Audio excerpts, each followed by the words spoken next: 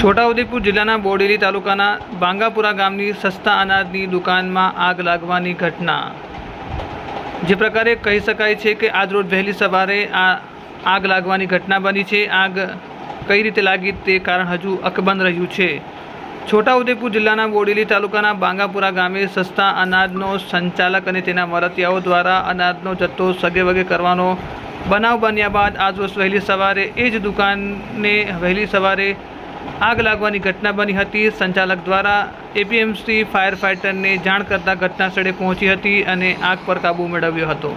ઘટનાને લઈને બોડેલી પોલીસ ઘટના સ્થળે પહોંચી હતી અને એફએસએલ બોલાવવામાં આવી હતી અને આગળની તજવીજ છે તે હાથ ધરી છે। આગ લાગવાનું કારણ હજુ સુધી જાણી શકાયું નથી।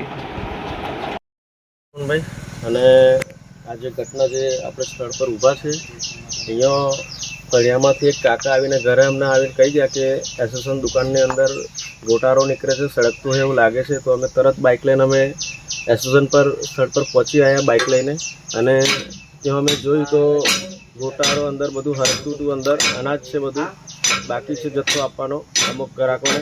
તો અહીંયા આવીને જોયું તો સળગતું હતું અને અહીંયા હાજરમાં હતા પોલીસ પ્રોટેક્શન પોલીસ સાહેબ બી હતા। પછી જોયું કે આ રીતના સળગે છે એટલે ખરેખર શોર્ટ સર્કિટ કોઈ કંઈ છે નથી, સળગાવેલું છે, આ શંકા જ છે।